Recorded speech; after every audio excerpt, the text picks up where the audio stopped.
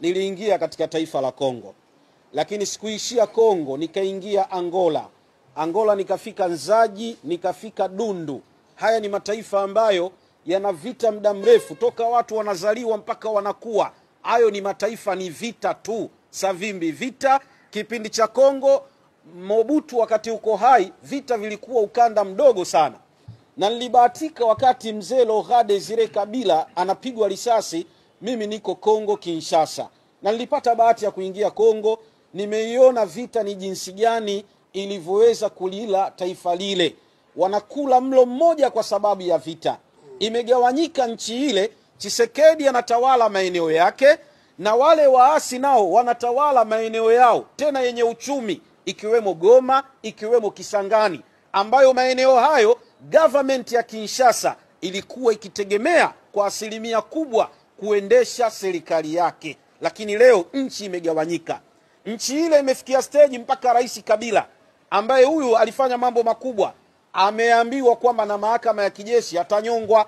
Tumeona baraza la maaskofu limekaa kwa sababu ni viongozi wa dini, wamekosoa ile hukumu, wakasema mmekosea, kipindi hiki ni kipindi cha amani. Kabila ana wanajeshi wako ndani ya jeshi, Kabila ana ushawishi ndani ya nchi, amwezi kumnyonga kwa kutoa hukumu kwa kutaka kumuua kiongozi mkubwa kama huyu. Mimi nitazungumza makundi matatu. Nitazungumza waandishi wa habari kwa kifupi, nitazungumza wanaharakati kwa kifupi, nitazungumza wanasiasa kwa kifupi, nitazungumza viongozi wa dini. Haya makundi ndio makundi yanayoharibu nchi. Wanahabari kwa sababu ya kutafuta view, wanahabari kwa sababu ya kutafuta wafuasi, anaweza akaposti habari ambayo anajua kabisa haina ukweli. Habari hii inaweza ikaligawa taifa, habari hii inaweza ikawa haifai katika maadili ya Mtanzania, lakini kwa sababu mwanahabari anataka alipwe na YouTube, ataiposti ile habari kwa ushawishi, anajua watu wataiangalia sana. Leo kila mmoja ana simu hapa, ingia katika mitandao ya jamii, habari zenye kuwa na view nyingi ni habari za uchokozi, ni habari za uchochezi, ni habari zisizokuwa na maana, ni habari za matusi. Hizo ndio habari zenye view kubwa. Lakini viongozi wa dini, baadhi yao tumeona katika mataifa tuliyokwenda. Mimi nimekwenda Rwanda, nimekwenda Burundi, katika mataifa ya Afrika nimetembea mataifa zaidi ya 15. Mwaipopo wanajua, tumetembea na tumeona ni jinsi gani baadhi ya viongozi wa dini na wanahabari waliweza kutumika kutoa ushawishi katika redio zao, katika madhabahu zao, iwe msikitini ama kanisani, kwa kushawishi watu kwa sababu ya dini au kwa sababu ya ukabila. Sasa leo tuna vita ya siasa na demokrasia ambayo wao wamekuwa kiita.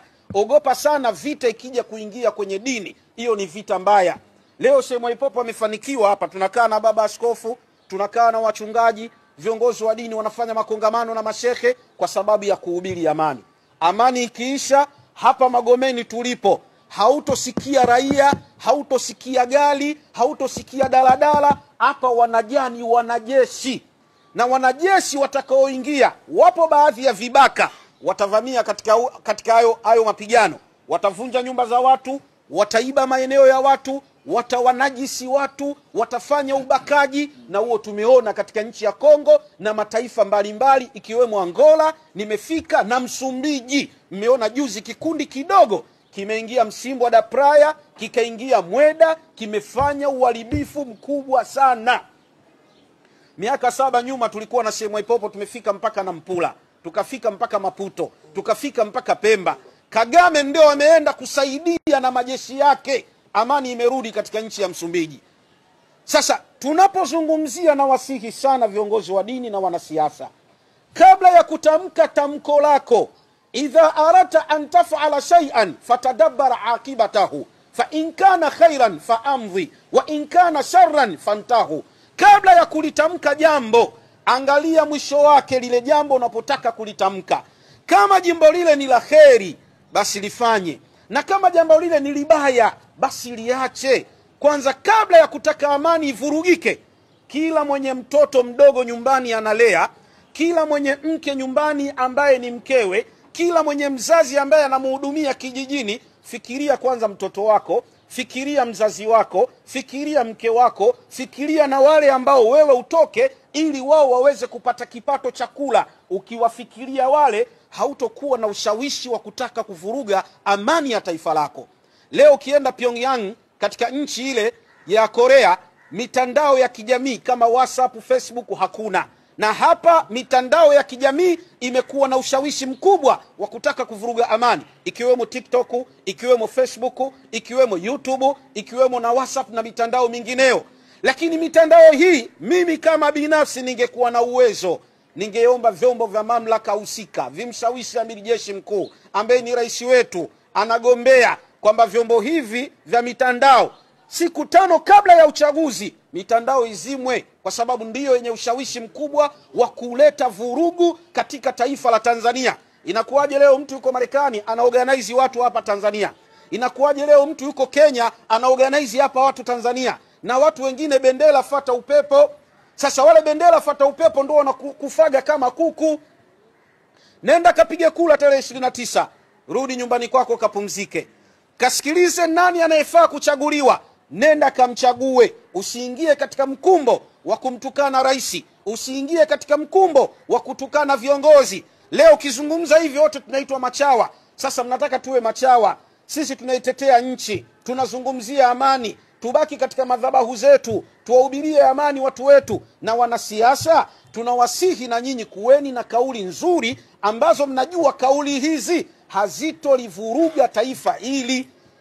Kama alivyozungumza Mheshimiwa Mwaipopo, rais amesema baada ya uchaguzi siku 100 kutakuwa na maridhiano. Hakuna kauli nzuri kama kuzungumza. Uislamu unaruhusu watu wanapogombana wakae, wazungumze, wajadiliane, kila mmoja atoe tofauti yake. Na wasihi wanahabari, na wasihi wanasiasa, na wasihi viongozi wa dini mpo hapa, na wasihi na vijana wa Tanzania ambalo ni taifa la kesho. Amani ni tunu kubwa sana. Ikipotea, kuirudisha kwake kasi yake ni kubwa. Tembeeni muone mataifa na mataifa jinsi gani yamegawanyika kwa sababu ya amani yao imeondoka, na kuirudisha ni kazi kubwa. Ndugu zangu, mababa askofu, na waomba tusihi sana kuliombea taifa letu, tusihi sana kuwaombea vijana, tusihi sana kutoa maneno ya maadili katika makanisa yetu na misikiti yetu. Tutafanikiwa. Nashukuru Sheikh Mwaipopo, mimi sina maneno ya kusema. Maneno yangu wanahabari, viongozi wa dini, wanasiasa na wanaharakati, hawa 4 ndio watakao livuruga hili taifa letu la Tanzania. Kama watatulia, taifa litakuwa na umoja. Hatuna nchi nyingine zaidi ya Tanzania. Tunakula milo 3. Mimi nimeondoka asubuhi, nimekunywa supu, chapati 3, nikaongeza na chai na maji ya kunywa. Maana yake hii nchi ni nzuri. Nchi ikivurugika, hata hiyo supu utakuwa huioni.